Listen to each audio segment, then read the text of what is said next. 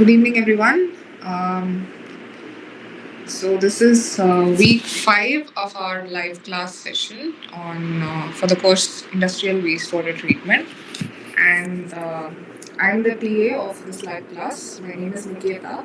I'm a PhD scholar from IIT Madras, Department of Chemical Engineering, and today we'll be seeing a brief discussion of the topics that you've already seen from last week's lectures, that is week 5 lectures. And by the end of this, we'll also be looking at some numerical problems. So before we start, I want to ask if you have any. Sorry to interrupt, ma'am, but your voice is not. Your voice is very low. Voice is low. Yeah.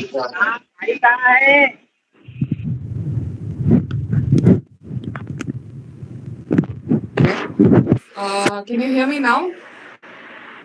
Yeah, it's better. Yeah. So uh, we'll be discussing a few topics from last week's lectures, and by the end of this lecture, we'll be looking at some numerical examples, numerical problems, that is. So, do you have any questions from week 5 lectures? So, this is going to be an interactive session, so I'd like you all to respond. The session is mainly for clearing any doubts that you have, so feel free to ask.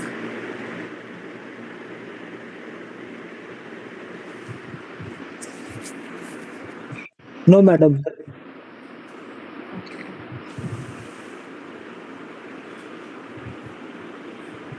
So all are clear with the topics that you see.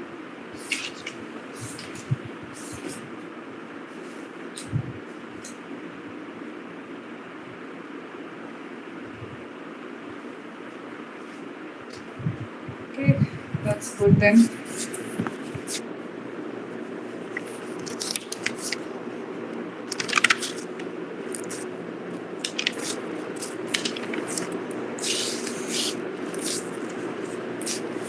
Okay, so this is week 5. Okay, so this week we'll be, you must have seen topics based on coagulation, precipitation, and so on. So there will be some topics related to filtration also. So, okay, let's look at some filtration topics first. So, filtration removes mainly TSS and TDS. Now, who's going to tell me what is TSS and TDS? What TSS and TDS means, and TSS means total suspended solid, and TSS means total dissolved solid. how do we determine these? By measuring some instruments, How do we measure?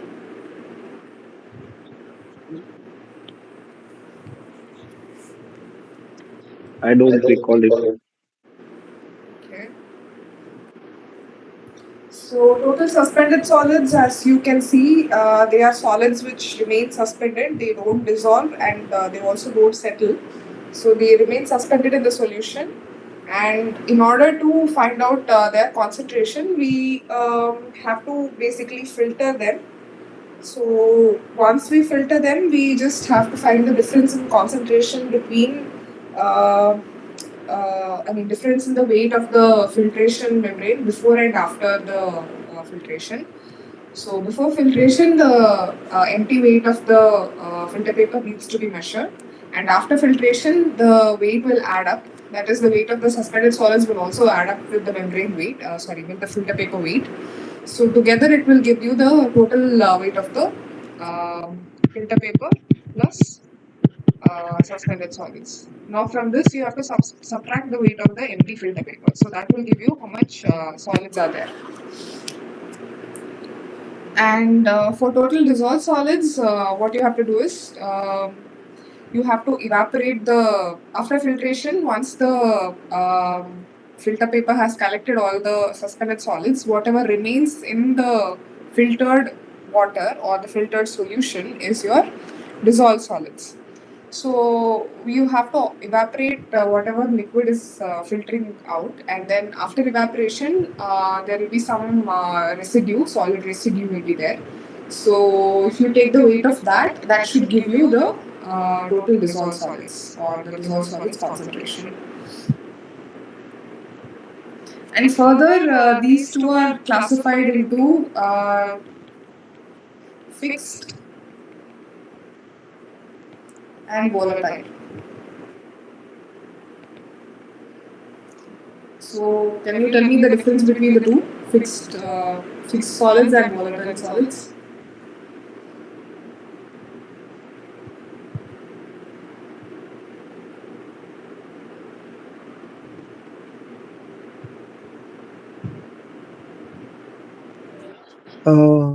Volatile is uh,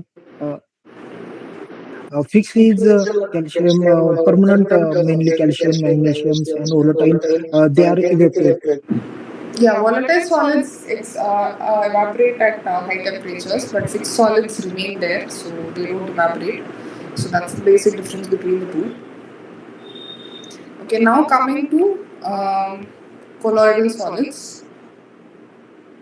So colloidal solids are solids that don't settle down, and they are highly stable. So and they are also negatively charged. Now, if you have particles which are both positive and negatively charged, they will interact and attract each other, and they will join together. And because of that, their weight will increase, and they will easily settle down. But if both are negatively charged, then they will repel each other, and they will go far away from each other, and they'll remain suspended. So that is why these colloidal particles are like they remain suspended and they don't settle down. And these colloids are in constant motion. So you must have heard of uh, Brownian motion.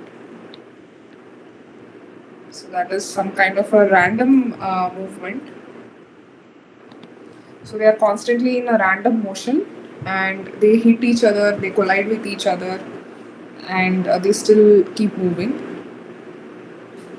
So, in order to stabilize the solution and remove the colloidal particles and make them settle, we have to destabilize their charge.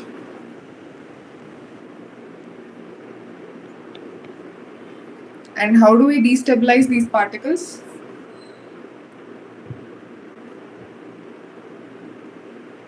How is charge destabilization done?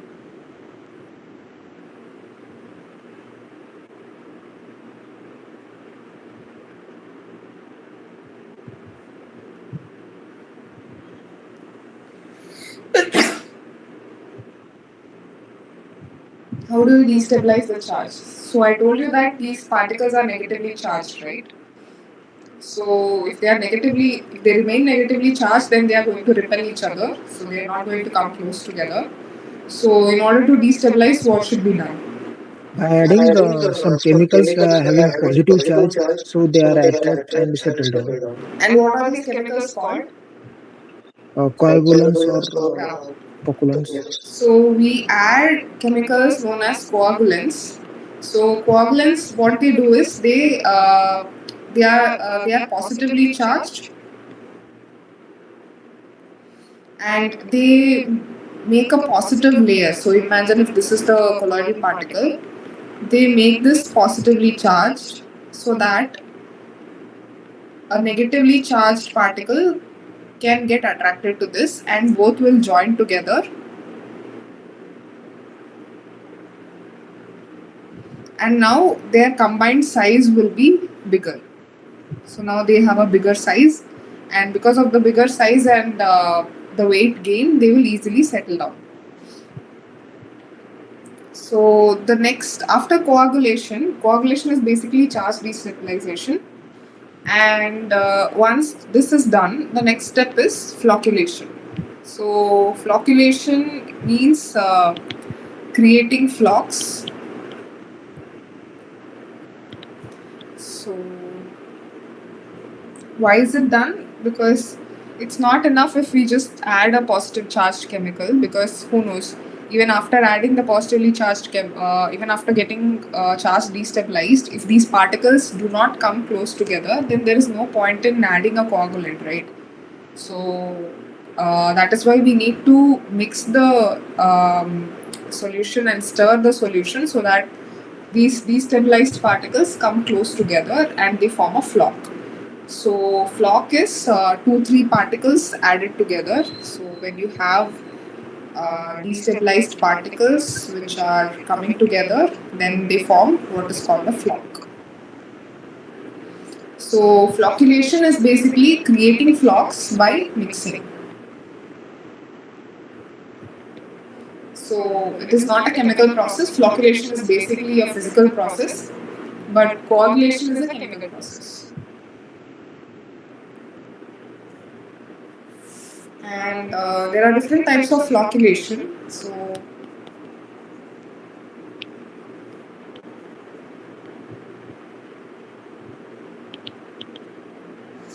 first one is microflocculation.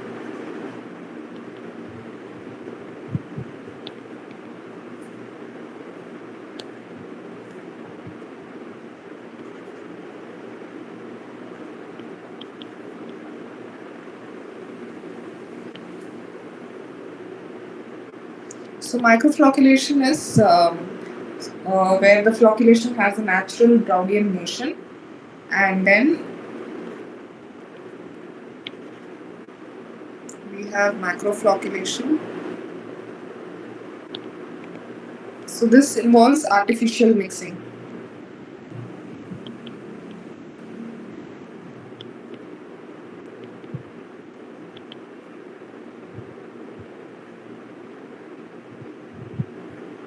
So naturally, when you have artificial mixing, there will be something called differential settling.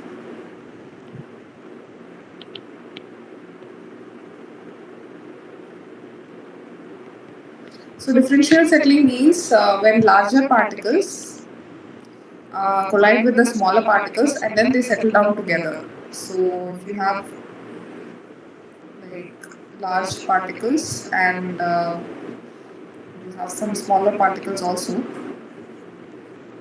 So these larger particles collide with the smaller particles and then they descend together. They form a bigger flock and then they descend together. So this is differential settling.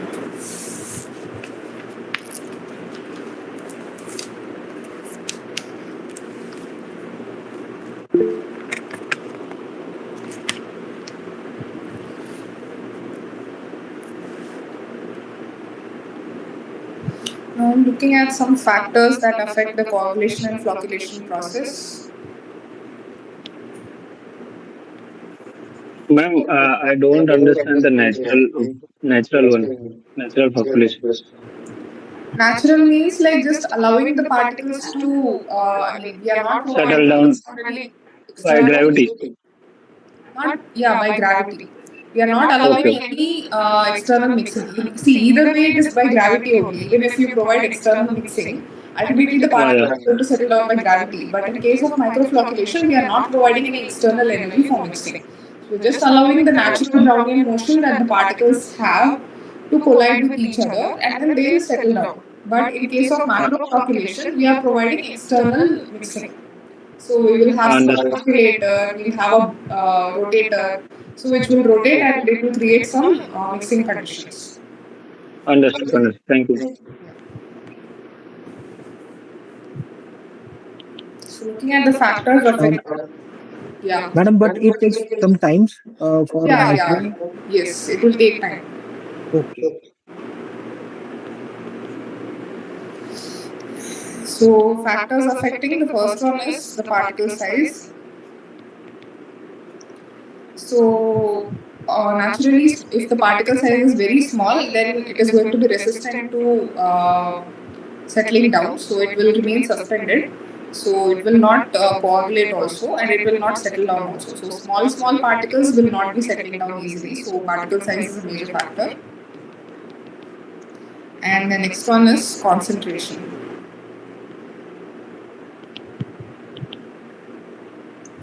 So if you have very less concentration,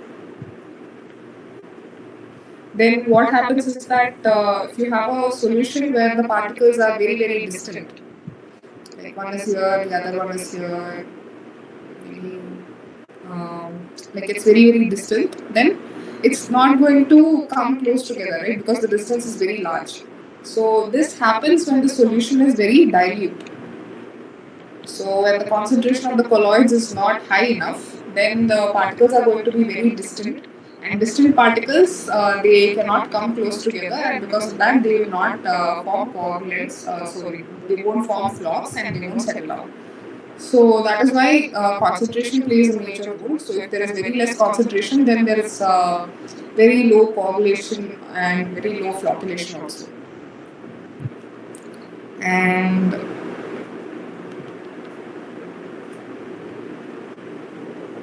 then the particle shape.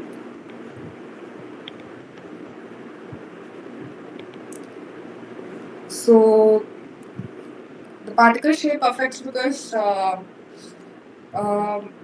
if the particle has like sharp edges, then maybe the charge concentration will be more here. So it will easily attract and it will settle down faster. And then the pH. So pH affects the surface charge, so that is why maintaining a proper pH is important. So sometimes if we change the pH, then the charge will become from positive, it will change back to negative. So that is why it is important to maintain an optimum pH. And then ionic strength.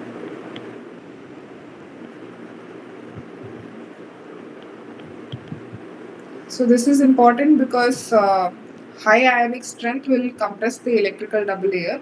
So electrical double layer will form when you have some negatively charged particles. So the surface charge is actually negative. But when you add a coagulant, there is a positive layer to it. So it forms a positive layer, and this effect is called a double layer. So electric double layer. So when you have a high ionic strength liquid which is surrounding this, then that will tend to compress this electric double layer. So thereby it will help in the coagulation process. So that is why you have to maintain some ionic strength of the liquid which is surrounding the particles. And then temperature.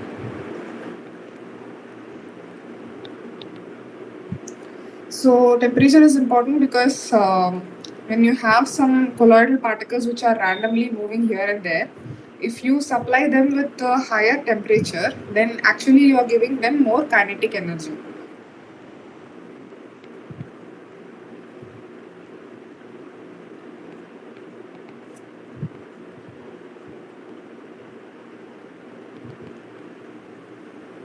So this you must have observed while water is boiling. So when water boils, it looks very violent and vigorous because the particles are randomly moving here and there. So you are supplying them with more.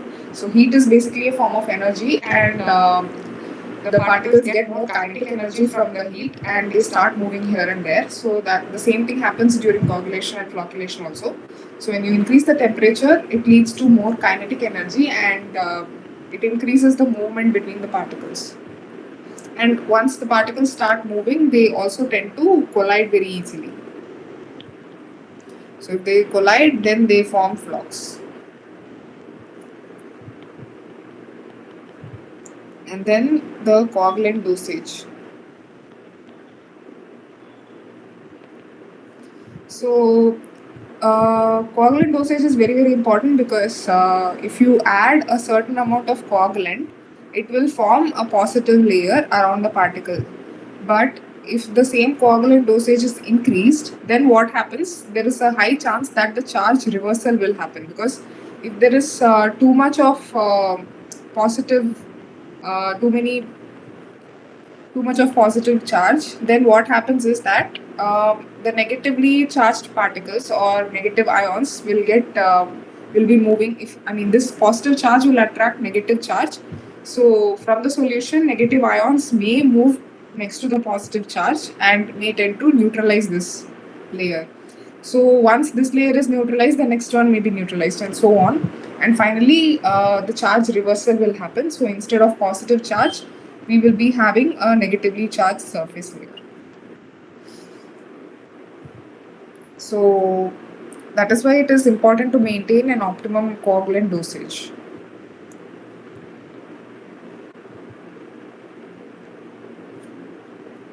And the next factor is the mixing speed.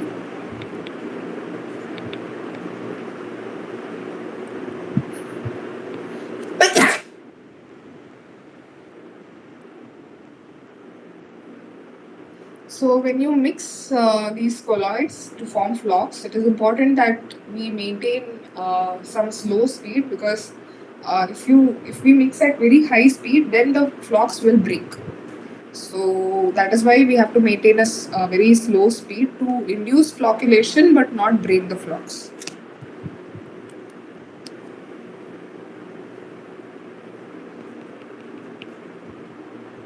And we also have to provide sufficient contact time. And the next one is the hydrophobicity. So can someone tell me what is hydrophobicity or hydrophilicity, and what's the difference between the two?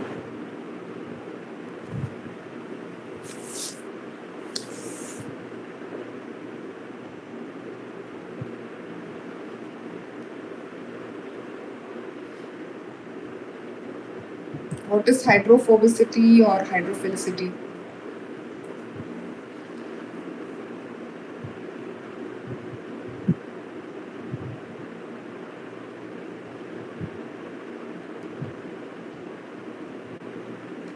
When do we say that a substance is hydrophobic?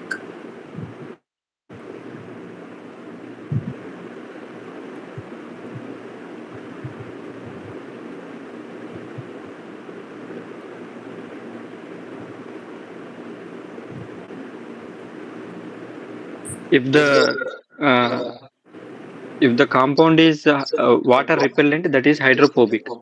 Right. So if some substance is repelling water, then it is hydrophobic. And if it is attracting water, then it is hydrophilic.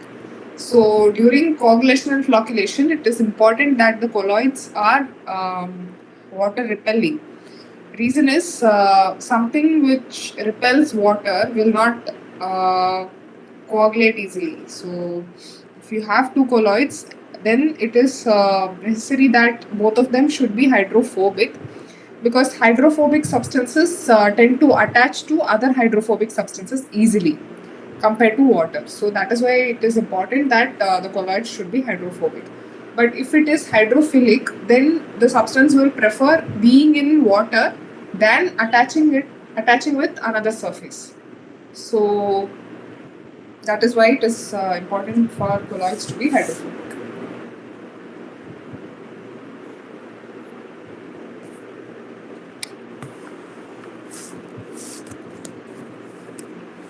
Okay, so yeah, coming back to micro and macro flocculation. So, like I said before, microflocculation is natural due to Brownian motion.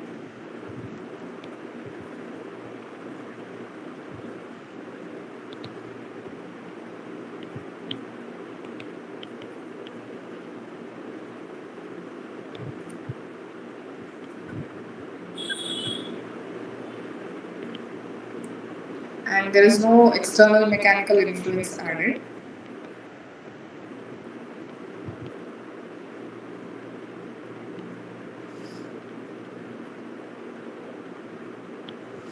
Whereas macroflocculation involves mixing using external mechanical forces, and this creates a velocity gradient.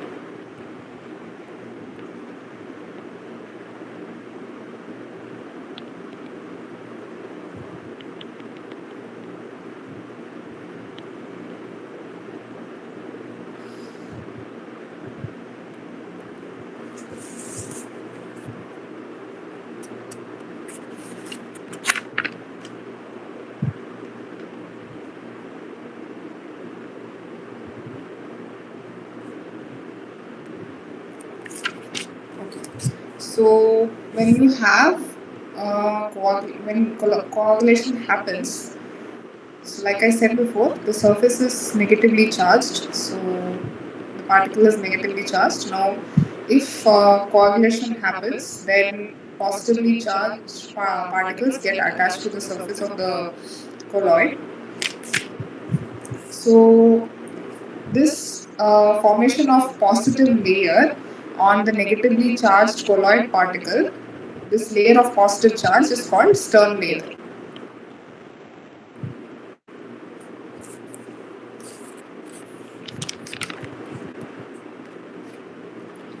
And this exists on the surface of the particle also. But as we move deeper into the surface of the particle, that is in this direction, the concentration of the positive charge reduces. So this layer of positive charge, which is decreasing, so here we may have just one or two. So as the concentration of the positive charge decreases, then it becomes diffuse. So this portion is the diffuse layer.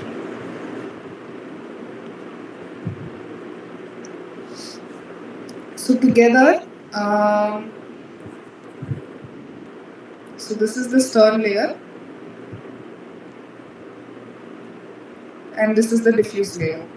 So together, the electrical double layer or EDL is the Stern layer plus the diffuse layer.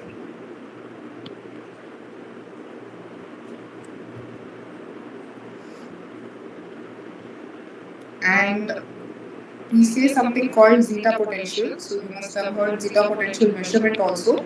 So this is done for measuring the surface charge. So this is the charge at the surface of the double layer.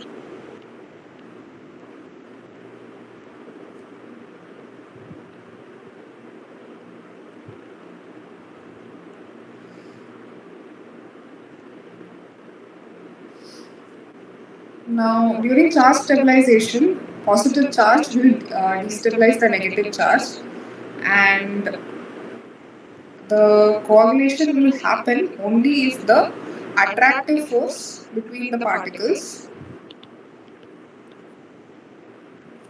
is greater than the repulsive force.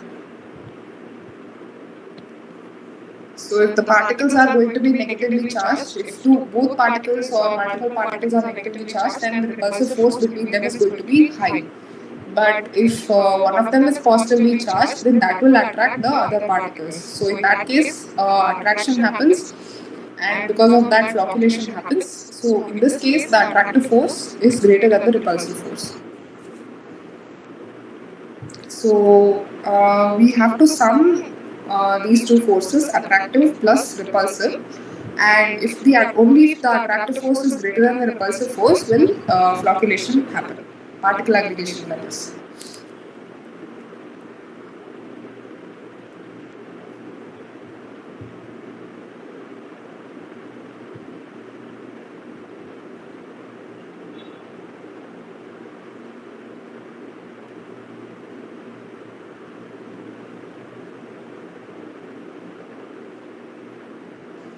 Okay, then we look at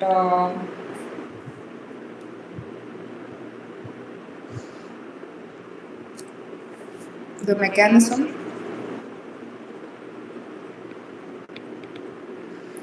So first, there is charge neutralization.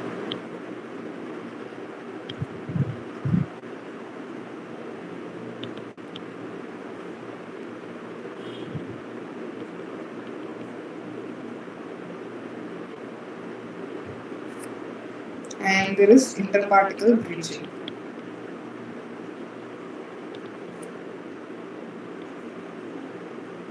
So this interparticle bridging happens in the case of polyelectrolytes. So polyelectrolytes are nothing but polymers. So these polymers are added as coagulants, and they are natural and synthetic also. So there are different types. So you can have natural polyelectrolytes as well as synthetic ones. So there are different types of polyelectrolytes also.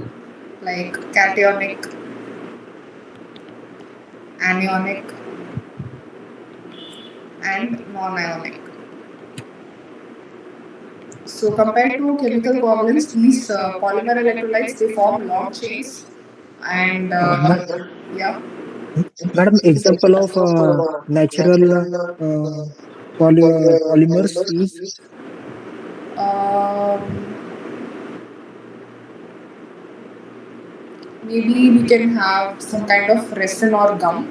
So I'll look into it and I'll maybe come up with it in the next class. okay, madam.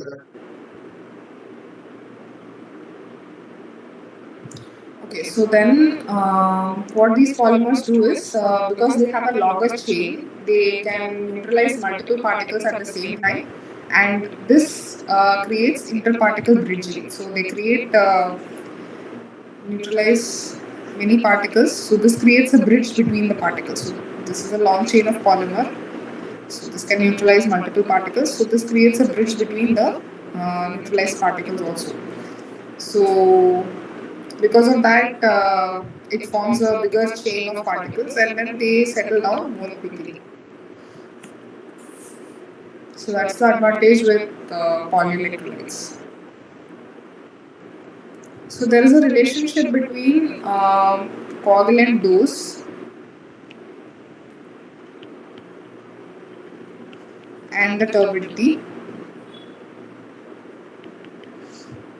So based on how much coagulant we add, the turbidity changes and it gets divided into different zones. So in zone 1, there is insufficient coagulation, so there is no settling.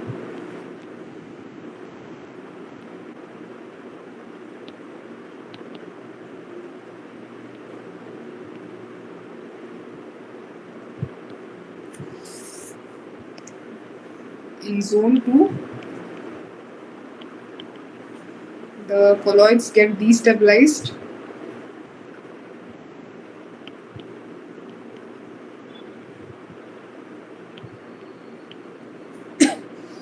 and the turbidity reduces.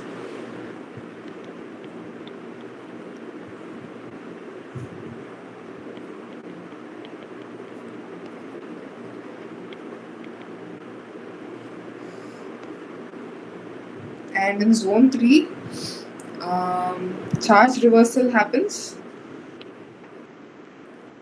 because of high dosage. So when charge reversal happens, then what will happen? Whatever destabilized particles were there, they will stabilize again. So they will become all negatively charged and they will start repelling each other. So because of that, turbidity will increase.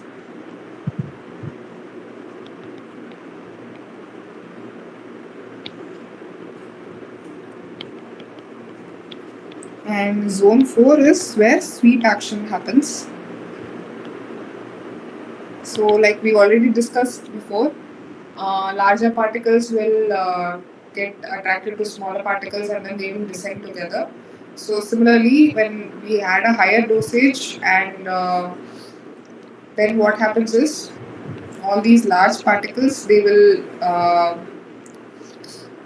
whatever small particles are there they will attach with them and they will create a huge layer and then they will settle down rapidly. So if you have a tank, then sweep flocculation is going to look like this, like a huge layer of particles are settling down at the same time. So that looks like something is being swept down. So that is why we call this sweeping action.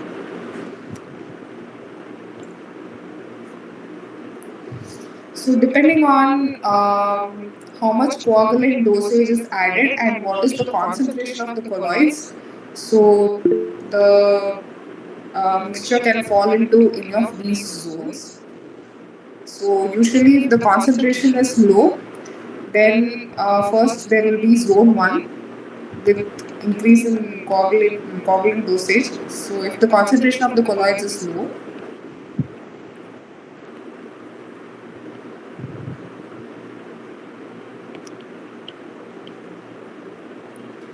and we add the coagulant slowly. So first, when we add a little amount of coagulant, then there won't be any settling. So it will follow zone 1 pattern. So there is insufficient coagulation. And as we increase the coagulant dosage further,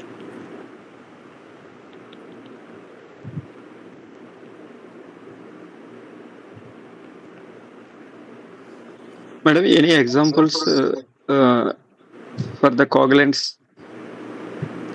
examples alum, uh, alum is there, and then there are salts of iron. So all these are examples of coagulants. Madam, how to select the positive cationic or anionic polyelectrolytes? So it depends on the colloidal particles. Mostly it will be positively charged. So in that case, you have to select cationic polyelectrolytes. So in case there are like if the colloidal particles, if in case they are positively charged, then we can go for anionic polyelectrolytes. Uh, for selection, ma'am, there is necessary to test the water or effluent, so that we can Yeah, know the. we have to do jar test. We have to use a jar test apparatus to find out how much turbidity is there, and accordingly we have to go for the coagulant dosage. But ma'am, how can we select the cationic or anionic polyelectrolyte? We can do a particle charge testing. So to determine, like I said, right, zeta potential. Where have I written? Yeah. So we can do a zeta potential test. So that will tell us what is the charge of the particle. So if it is negatively charged, then accordingly we have to go for a cationic polyelectrolyte. Which test, madam? Particle charge. Particle charge. Okay, madam. Yes. So we can separate the particle, dry it, evaporate the water, and then we can go for particle charge testing. So this will tell us what is the surface charge of the particles. So mostly it is negatively charged. So in that case, alum will work, or some cationic polyelectrolytes will work. Okay, so if the concentration of the colloid is low, then upon increasing the coagulant dosage, first we will see zone 1, and then on further increase,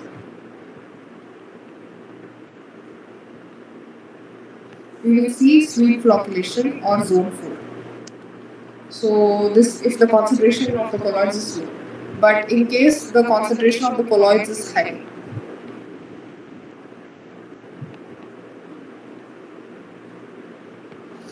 then first we will see zone 1,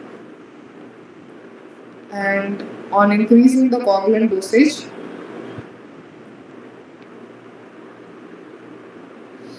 we will see zone 2.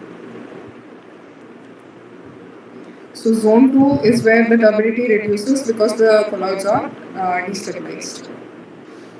So yeah, so if the colloids are concentration is low, then zone 4 is observed. If the concentration is high, then zone 2 is observed.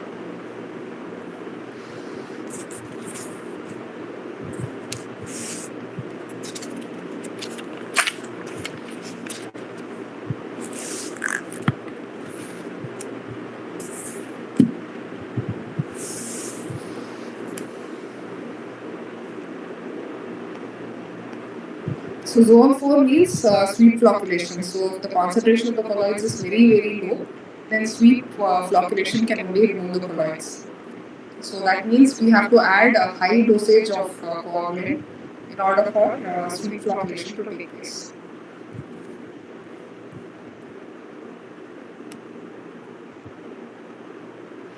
Okay, so we are looking at some. So I told you about alum and iron salts. So all of these are metals, and the working of the coagulant heavily depends on the solubility of the hydrolyzed metal ion.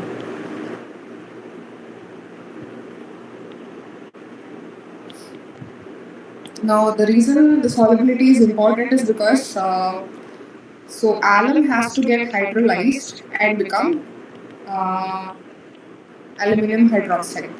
So this AlOH3 is the one which will form the flux, which will form the, which will help in charge neutralization.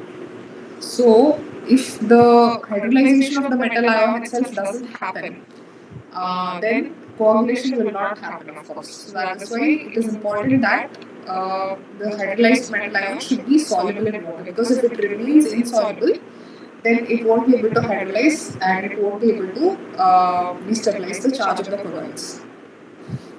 And the solubility, as you know, is pH dependent. So especially when it comes to metal salts like iron or aluminum, so these metal species are soluble at certain pH range and they remain insoluble at certain pH range.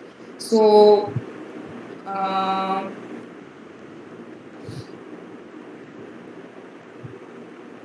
for example, aluminum has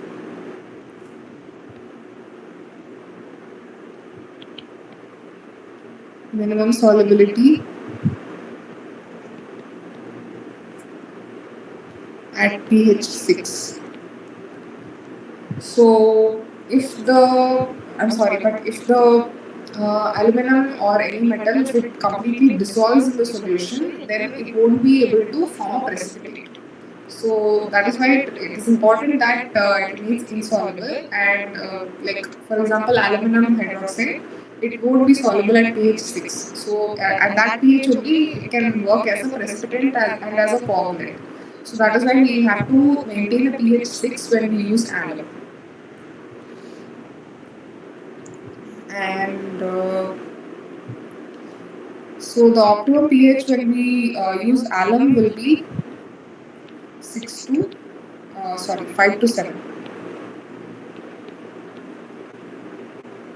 And similarly for iron, the optimal pH will be 7 to 9. So at pH below 7 and at pH above 9, it will be completely, especially at pH below 7, it will be completely soluble. So that is why it is not preferred, and we need some kind of precipitation to happen. So only then coagulation will be there, and there will be some settling down.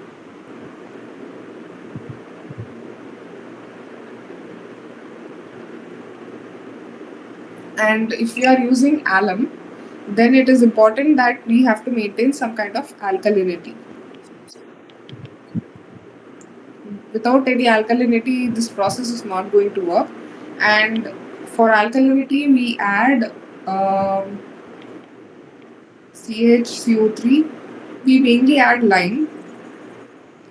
Lime is CaO, so that becomes CaHCO3, and we also add magnesium oxide, so that becomes MgHCO3. So both of these contribute to alkalinity in the solution. So approximately for every 10 ppm of alum, we require 4.5 milligram per liter of alkalinity.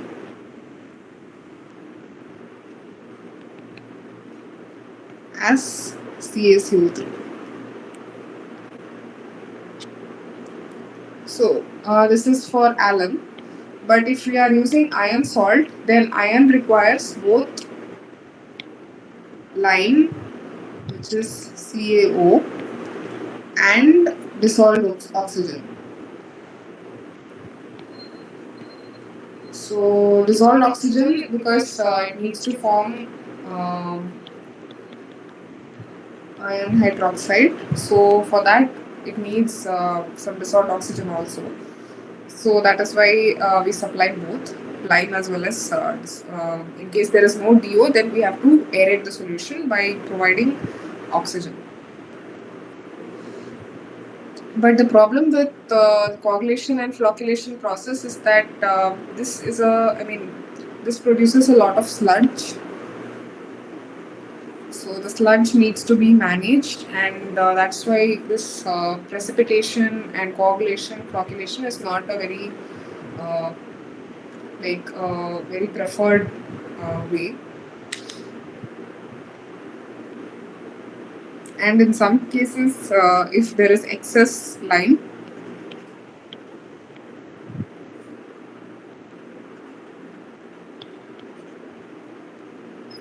then that has to be removed by adding carbon dioxide. So if we add carbon dioxide to lime,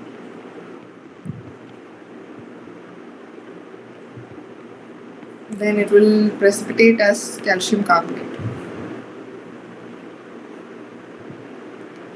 Now, precipitation is also used for extracting metals like calcium, magnesium from the solution, from seawater, and to also remove hardness using the lime soda process.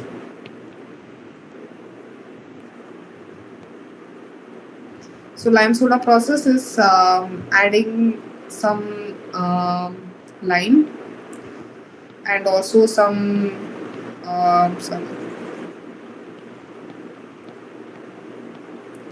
so together it is used for removing hardness.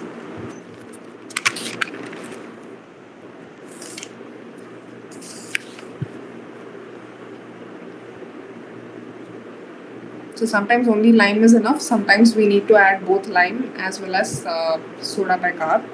So Madam, hardness removed, it is permanent hardness or temporary hardness? permanent chemical hardness, which is caused by CaSO4, MgSO4, and so on. Okay, madam.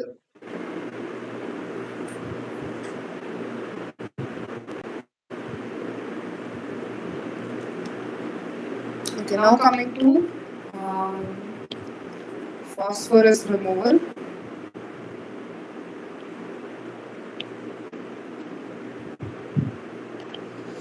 So phosphorus is essential for plant growth. So this will be present in any kind of fertilizer, and it is also essential for us. So phosphorus is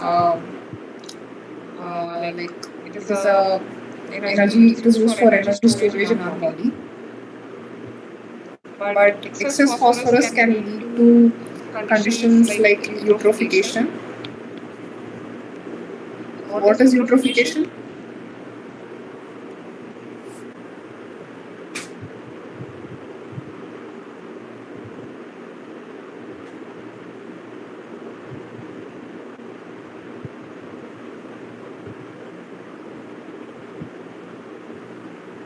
What is eutrophication?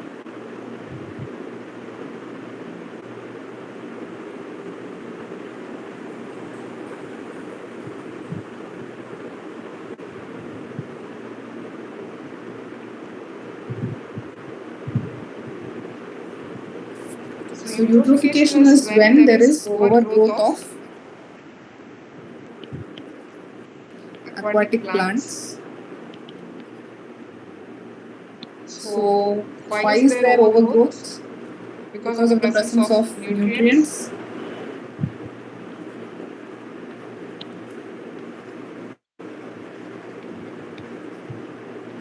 Excess nutrients.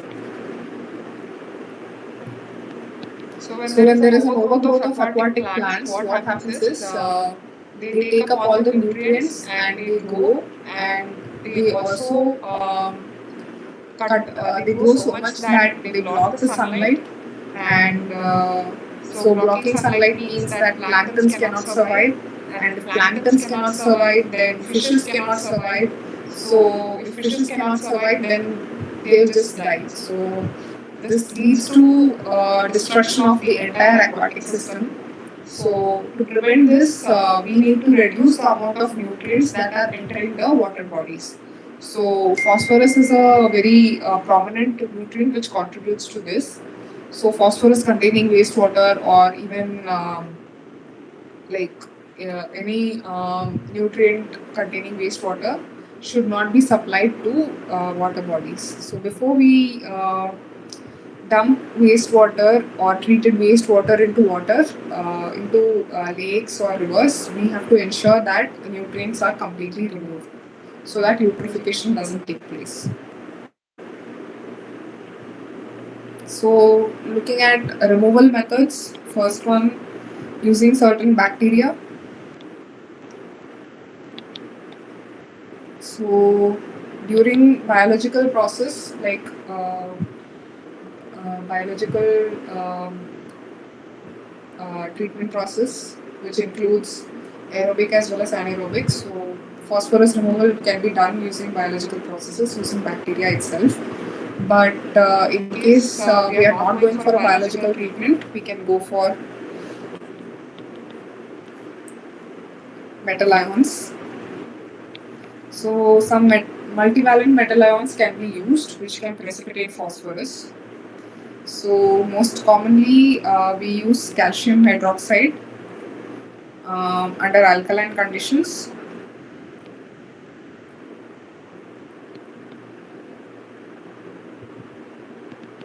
So this forms, along with phosphorus, it will form a chemical known as hydroxyapatite.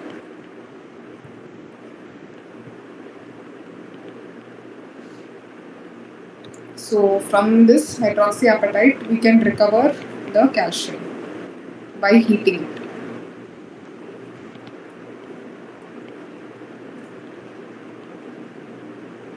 So this is a cyclic process. Like we add lime, we remove the phosphorus, and we can also recover the calcium back.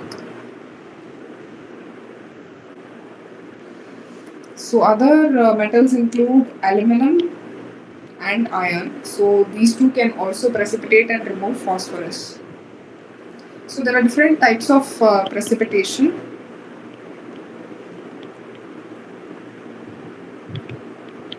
Madam, how can we select which one we have to add, like calcium, aluminum, and iron? Three options are there. Which one we have to select? So usually calcium is used, but in case that is we cannot supply alkaline conditions because calcium hydroxide requires alkaline condition. In case it is not possible to maintain alkaline conditions, then we can go for aluminum and iron. So it depends on the characteristics of the wastewater or the water that needs to be treated. So based on that only we have to decide. Madam, for that, water analysis is important. Yes, it is. So any kind of wastewater, first we have to analyze and then only decide what kind of treatment needs to be given. Then means after analysis we have know what is the percentage of phosphorus and other metals. Yeah. Okay. Which is the most cost effective method? Most effective is calcium hydroxide only. So it is most prevalent also. Okay, then its cost is also low. Yeah, cost is also low and it's like a cyclic process, right? Calcium can be recovered after the removal of phosphorus. So that can be used to make lime again. So it's like it's an economic process. But ma'am, because of lime, it generates large quantity of sludge. Yeah, there will be sludge. That's what I said. No, hydroxyapatite will be precipitating. So that can be dried and heated. From that, we can recover calcium. Okay.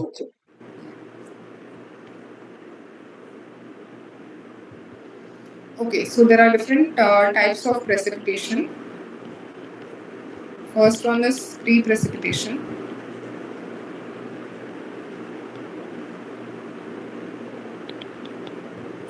So this is precipitation before the sedimentation tank, before the primary sedimentation tank. So as soon as the primary sedimentation is after coagulation and flocculation. So before entering the primary sedimentation tank itself, we can precipitate the phosphorus and we can remove it. But it is not a very effective process because it requires large chemical addition. And besides, there will be so many organic phosphorus also. So all that will be converted into orthophosphate during the biological process. And after it becomes orthophosphate, it will be easier for us to remove using precipitation. So if we try to remove it before itself, then it will be requiring large chemical addition, and also this process will be ineffective. And the second one is co-precipitation. So this is adding the chemical directly to the sedimentation tank. Um Aeration tank.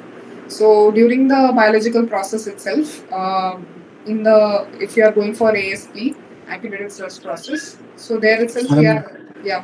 Madam, please repeat pre and co-precipitation. Yeah, pre-precipitation is where the chemicals are added before primary sedimentation tank. So this process is ineffective because there are so many organic phosphates which will be there in the feed water, and these organic phosphates will be converted into orthophosphates during the biological process or biological treatment. And once it converts to orthophosphate, it will be easier for us to remove using precipitation. But if we try to do it before itself, then removing the phosphate will be difficult because a lot of chemicals will be required to be added, and even after adding so many chemicals, it will be difficult for us to maintain a good efficiency. So phosphorus removal will be slightly lesser. So once it goes through biological treatment, it will be converting into orthophosphates, which are easier to remove. So instead of adding before, it is better to add it after the biological process. Means, ma'am, in the pre, can we add PSC or poly so that the by chemical reactions precipitation is formed? We can add what? Uh, Lime or polyelectrolyte, so that chemical reaction is happen and Yeah, precipitation polyelectrolyte is used for removing colloids, but here we are talking about phosphates. phosphate. Then, if we add the lime for pre, then precipitation is formed, chemical reaction is No, generated. yeah, we can add, but again, it has to undergo this what is it? Like biological process, right? So if we maintain alkaline conditions before itself, then it won't be favorable for the biological process. So that is why for biological process it's necessary that the pH should be slightly close to neutral or in the range of 5 to 7. If you go for lime, then it requires alkaline conditions. So once it goes through lime addition, it will become alkaline.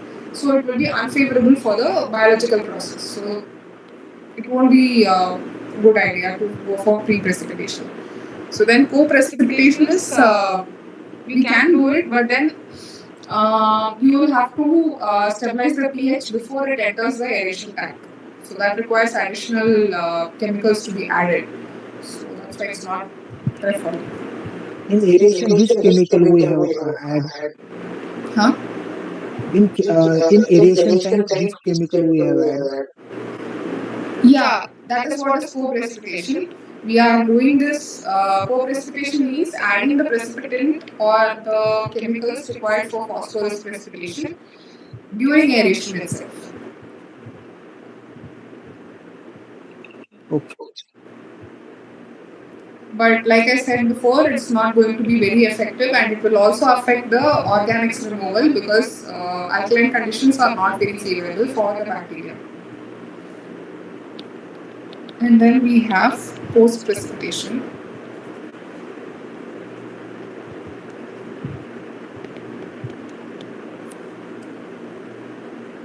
So post precipitation means once the biological process is done, whatever effluent we get, we add chemicals to it, and then we precipitate the phosphate.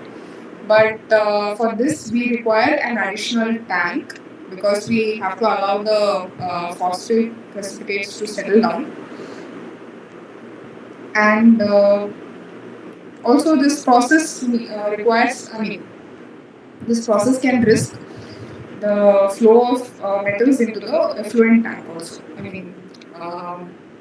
Because we are doing this after the biological process, there will be some metal leaching. If we add some metals like calcium, aluminum, or iron, then these metals will mix with the effluent and they will come out. So that risk is also there. But this is most effective because once the biological process is over, so all the organic phosphates will be converted to orthophosphates and they get easily removed. So that's why post precipitation works. So once we do precipitation, we will get a lot of sludge. So sludge needs to be managed by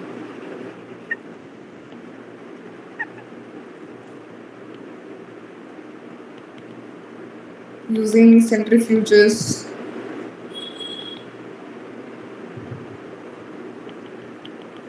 sludge thickeners,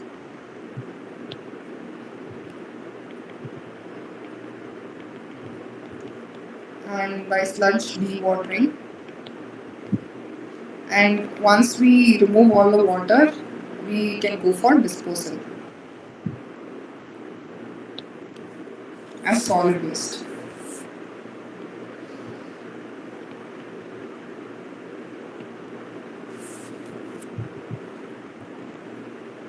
Okay, so now we come to heavy metal removal.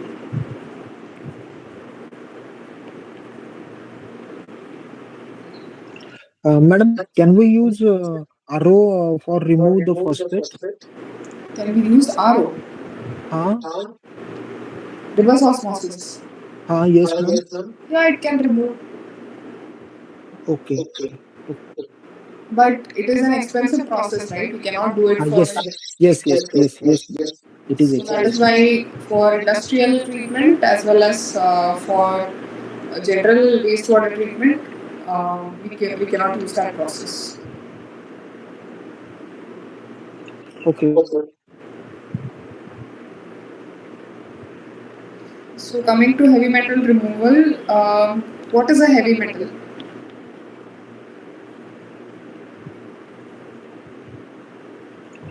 The example of heavy metal is lead, arsenic, then cadmium, copper, mercury, nickel. Okay, Its so density is also high. Its why? density also Yeah, by high. how much?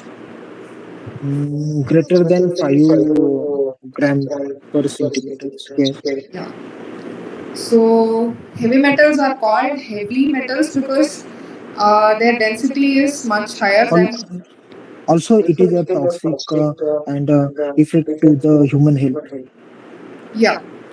But the reason why they are called heavy metal is because the density of the metal is much greater than the density of water. So by about 5 times. And these heavy metals are toxic and carcinogenic.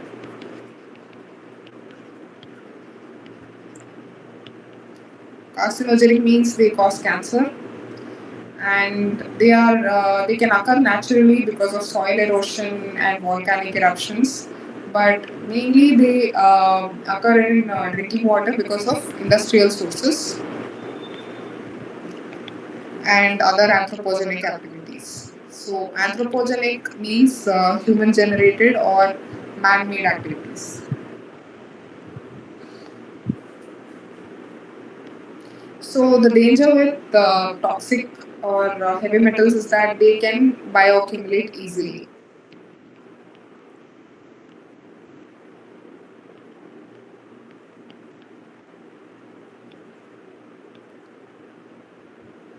So what is bioaccumulation?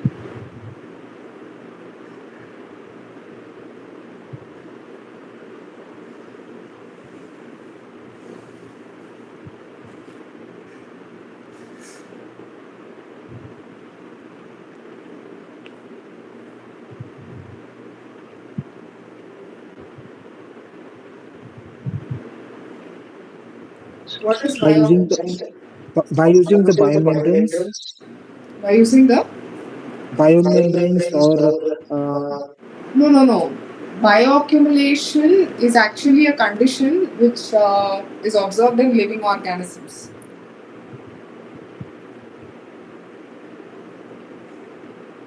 So, So if we consume a contaminant, for for example, example, take the take the case case of of mercury. mercury. So So if if there there is is a a lot lot of of mercury mercury being being dumped dumped into into seawater, seawater, so so small small fishes fishes will will consume consume mercury, mercury, and and these these small small fishes fishes will will have have a a little little bit bit of of mercury mercury in in the the body. body. So So when when many many such such small small fishes fishes are are consumed consumed by by bigger bigger fishes, fishes, so so in in the the small small fishes, fishes, maybe maybe the the mercury mercury concentration concentration is is zero zero point point 0.5 0.5 microgram microgram per per kg. kg, Okay, okay, in in each each fish. fish.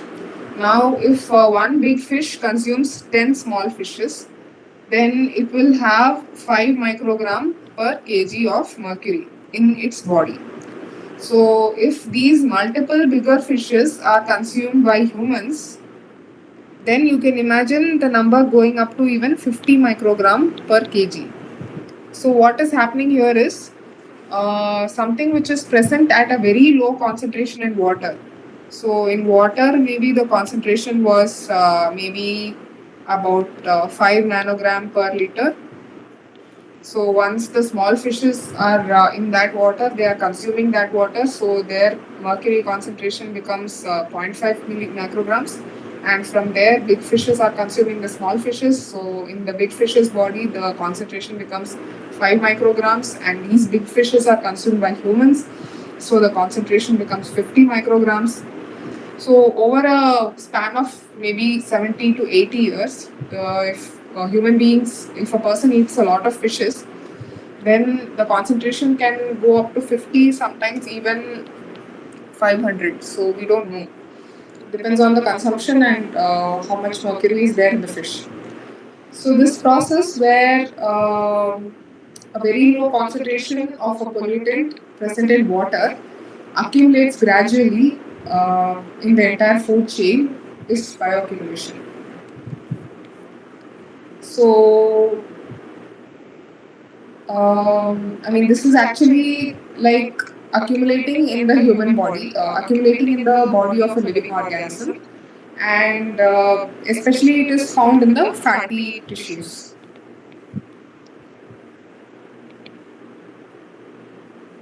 So once it starts bioaccumulating in fishes, it will accumulate slowly in human beings also, and this chain is called biomagnification.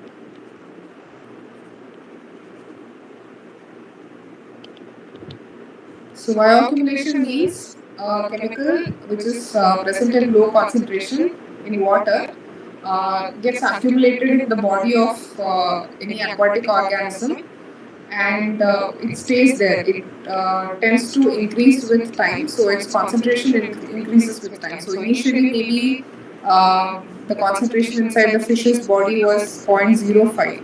So after a few years, it will become 0.5, or sometimes it will become even 5 also. So this accumulation with time is called bioaccumulation. So it accumulates inside the tissues of the living organisms, especially the fatty tissues. So these toxic heavy metals tend to bioaccumulate, especially chromium, lead, mercury, all of these. So that's why it is important to remove these heavy metals. So the removal can be done through chemical precipitation.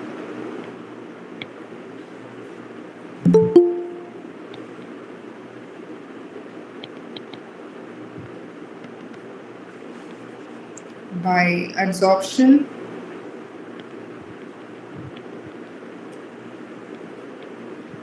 ion exchange, and even reverse osmosis.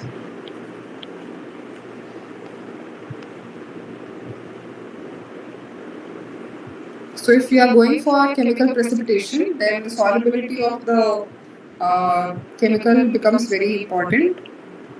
So the solubility is determined using the solubility constant or solubility product constant.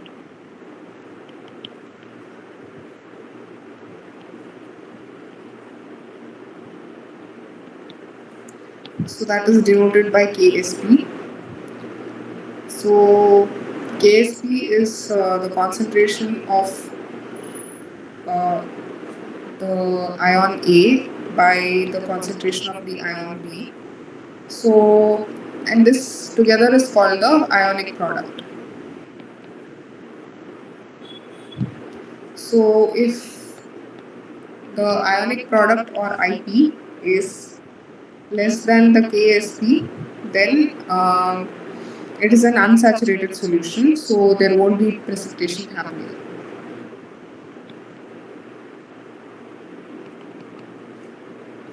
But if the ionic product is greater than KSP, then it is an oversaturated solution, so there will be precipitation.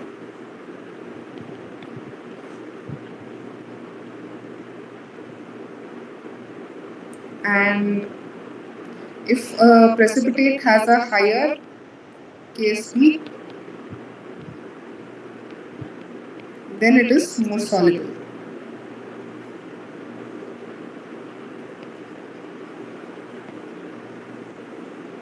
So generally, fresh precipitates tend to have a higher KSP, meaning they are more soluble than old precipitates or aged precipitates. Why, madam? Why fresh precipitates are more soluble? Because they are just immediately they are precipitated, so they will have a little bit of solubility. But in case time passes, along with time, there will be some dewatering also. So the precipitate will tend to condense more and it will repel out the water. So that is why the solubility will be slightly more for fresh precipitates.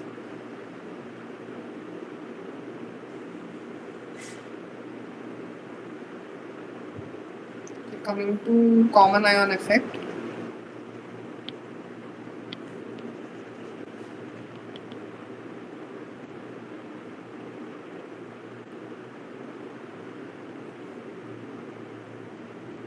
So if you add some ion which is already present in a solution, then it shifts the precipitate to a solid phase so that the precipitation will be quicker. But in case if we are adding some ion which is not present or some indifferent electrolyte, then it increases the solubility. So that is the common ion effect.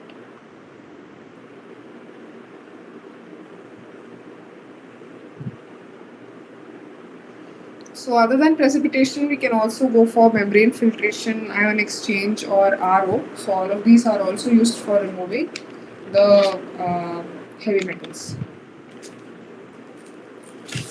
So let's look at some heavy metals and their removal. So for arsenic, we can go for co-precipitation.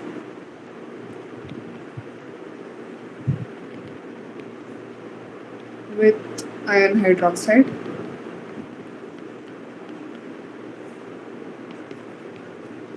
For barium, it can be precipitated as barium sulfate. For cadmium, we can precipitate as cadmium hydroxide at pH 10 to 11. And for chromium, we can add iron salts to change chromium 6 to chromium 3 plus. And this needs to happen at acidic medium.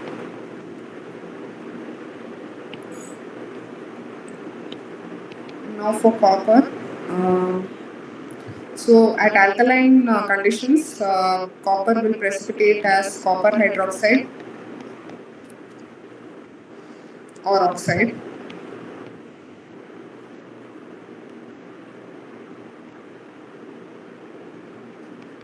And iron. So iron will form iron hydroxide in the presence of lime at pH 7.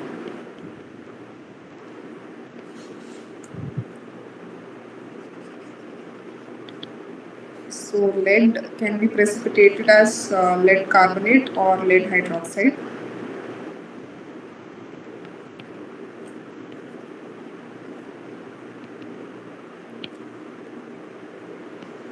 And manganese can be precipitated as manganese oxide, so in the presence of aeration. So if oxygen is present, it will oxidize into manganese oxide. Then mercury. Mercury can be precipitated as sulfide.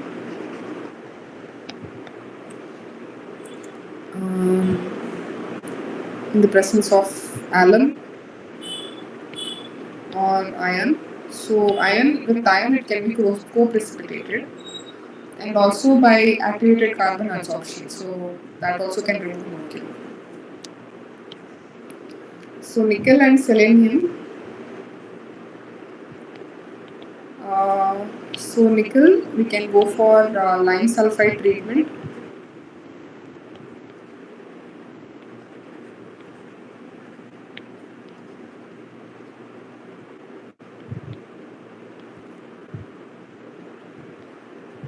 And for selenium, we can go for alumina adsorption.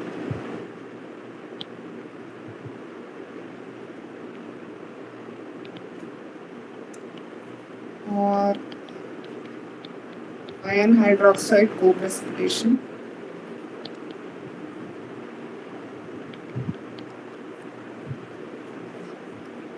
Then for silver and zinc, for silver we can go for co-precipitation using iron or alum. And for zinc,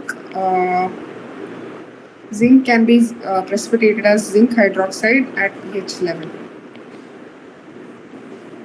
So the problem with precipitation is sludge production and stabilization. So once the sludge is produced, it needs to be stabilized and then disposed. Okay, so we'll solve some problems now. Do you have any questions from this class? Whatever has been discussed so far?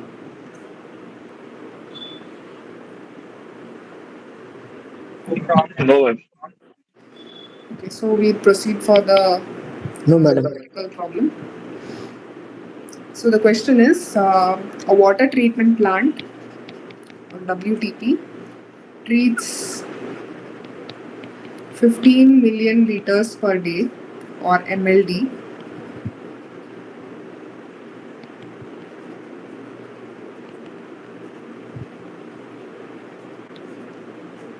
shows optimum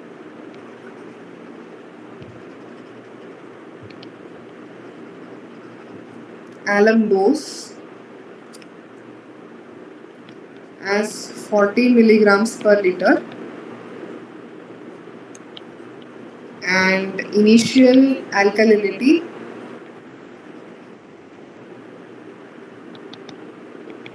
is 18 milligrams per liter as CaCO3.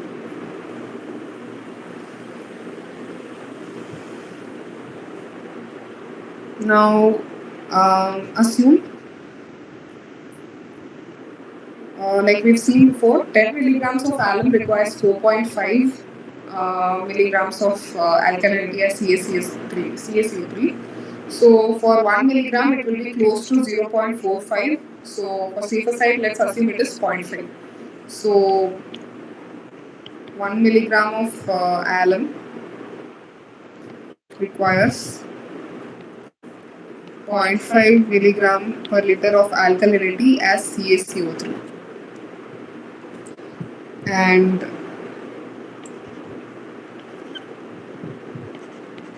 to get 1 milligram per liter of alkalinity as CaCO3, we need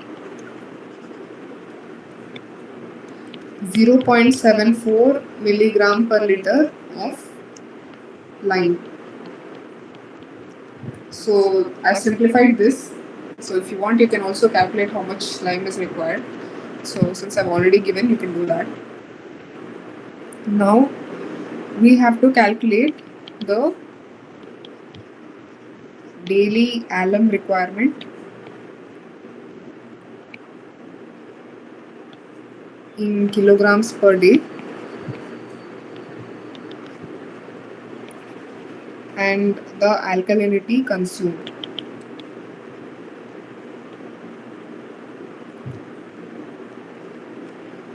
And then how much lime is required.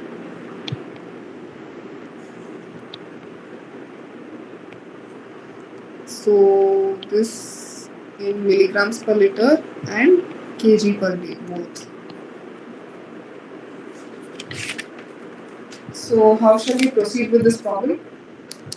So you've been given that the water treatment plant treats 15 million liters per day, and the optimum alum dosage required is 40 milligrams per liter. So with this, how much alum will be required for 1 day? So that is the first question.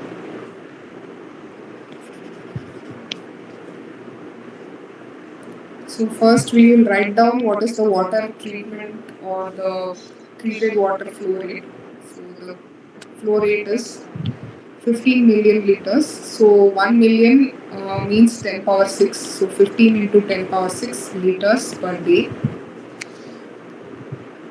So alum requirement is 40 milligrams per liter. So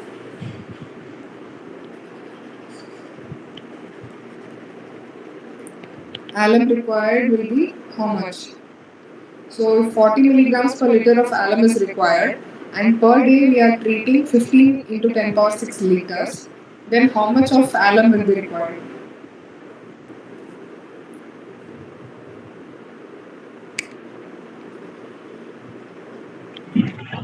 Forty into 1.5 into 10 raised to 4. Huh? Sorry?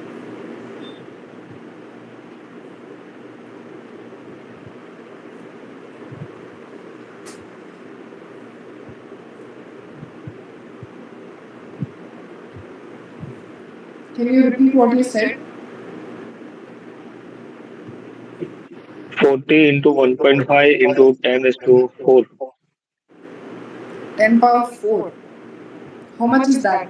Sorry, 10 power 6. Okay, but why 1.5? It is 15, right? Oh, sorry, my mistake. It's 50. Sorry. So how much is this?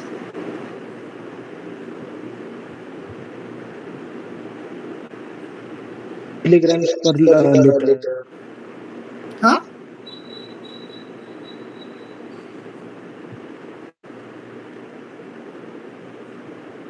Can you repeat?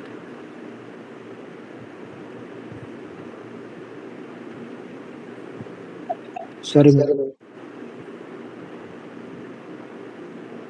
So how much is this? 40 into 15 into 10 power 6.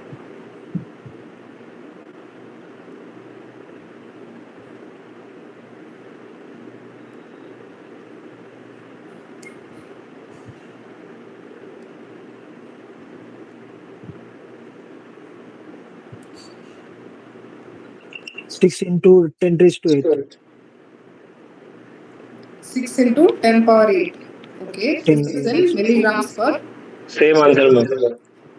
So Same answer. converting this to kilograms, from milligrams to kilograms, then it will become 600 kg per day.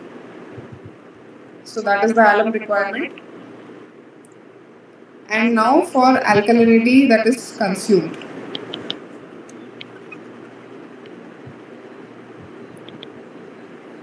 So in the question we've been given the initial alkalinity is 18 milligrams per liter.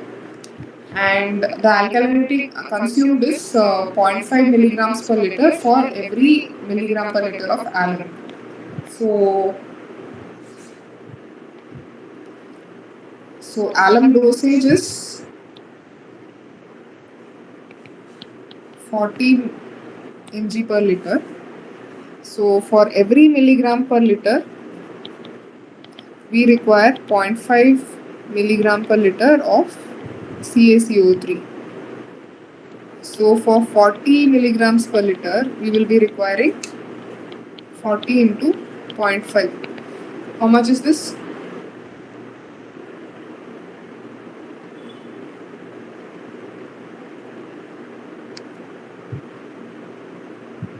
20, 20. requiring 20 milligrams per liter, and we have been given that already the water is having some initial alkalinity which is equal to 18.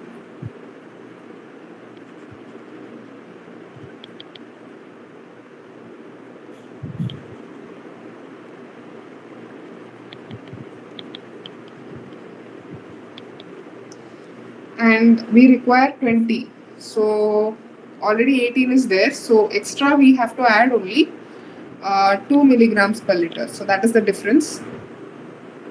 So the alkalinity required, or the alkalinity which needs to the alkalinity consumed is 20 milligrams per liter, and the alkalinity which needs to be added is 2 milligram per liter as CaCO3.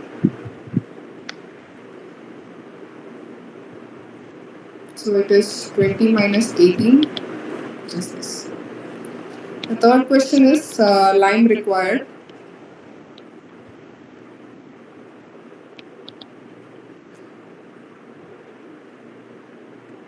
So we need to add 2 milligrams per liter. So for that, in the question itself, we have been given.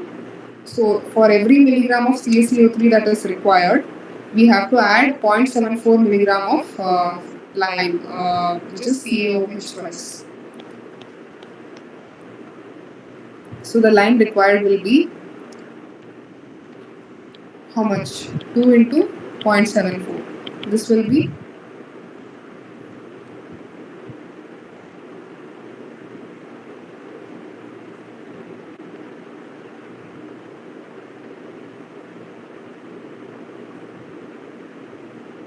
so we have to add 2 milligram per liter of CaCO3, and for every milligram per liter of CaCO3, we have to add 0.74 milligram per liter of CaOH twice.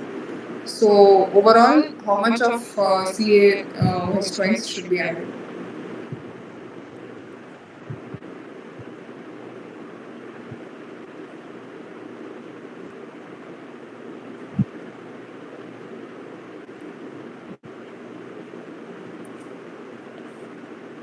So what is this number? 1.48. Yeah. Units? What is the unit?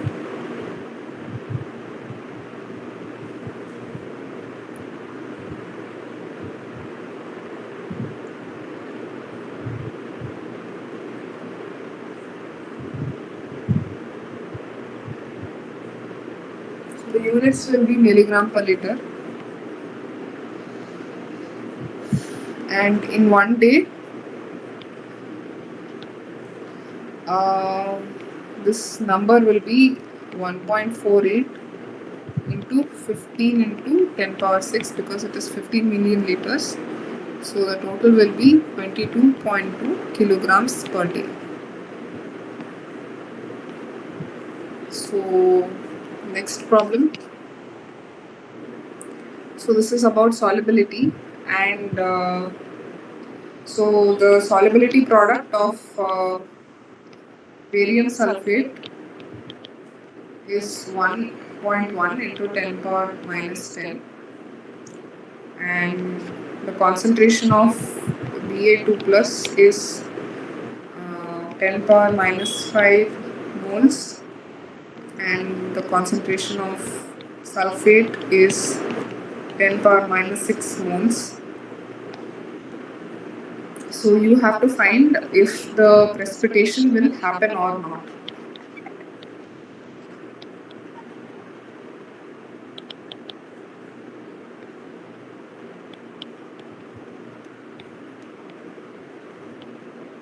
So can you tell me what is the formula we have to use now?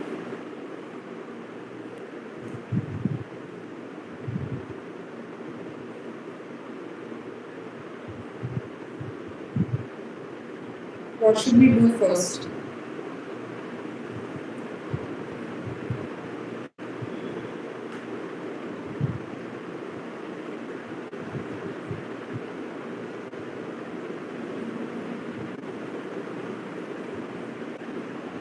So you must have seen this formula. KSP equals, um, first we have to find out the ionic product.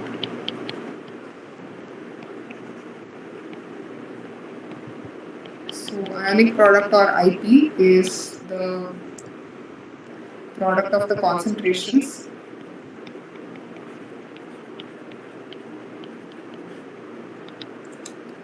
So 10 power minus 5 into 10 power minus 6. So what is this?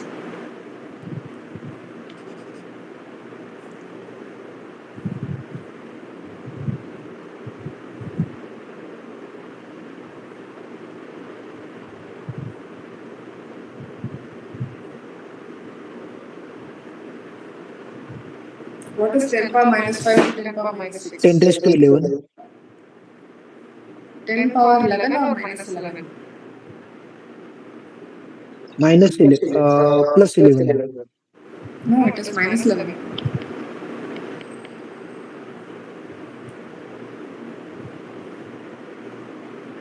Okay, so this is your ionic product. So now if the KSP value has to be checked against ionic product, so if it is equal to IP or if it is less than IP or if it is greater than IP. So they've given that the KSP is 1.1 into 10 power minus 10. So that means 1.1 into 10 power minus 10 is less than, sorry, it is greater than.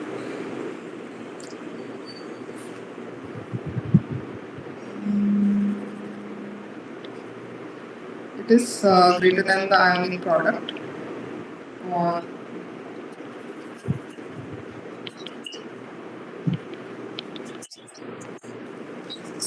KSP is greater than the IP.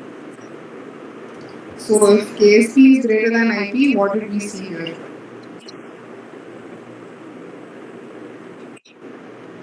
If KSP is greater than IP, then what should happen?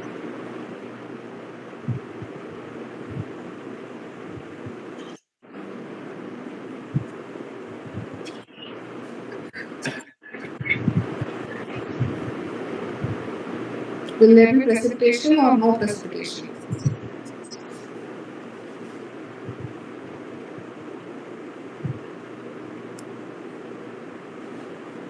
So since KSP is greater than IP, there will not be any precipitation happening.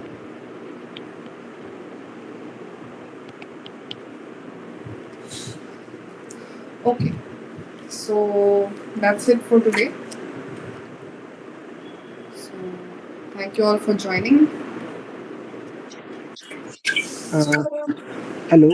Yeah, yeah.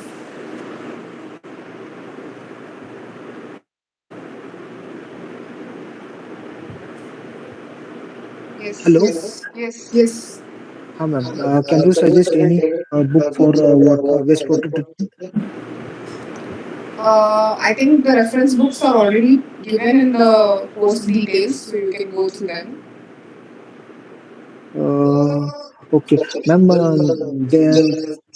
I have problems mainly numeric problems. I cannot solve. So that so I ask you, there is any books for refer?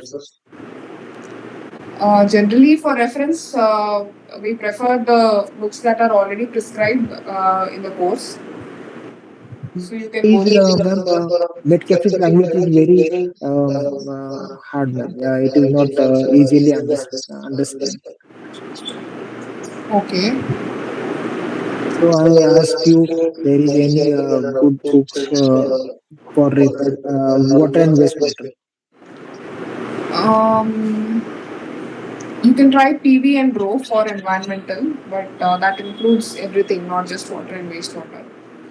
But other than that, it's Indian. better to follow whatever books are prescribed by the course instructor.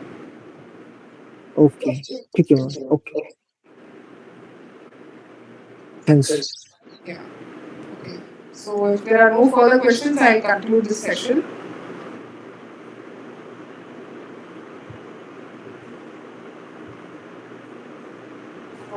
Thank you all for joining. Thank you. Thank you, ma'am. It's been Thank you, wonderful. ma'am. Thank Thank you, you. ma'am. Your lecture is excellent.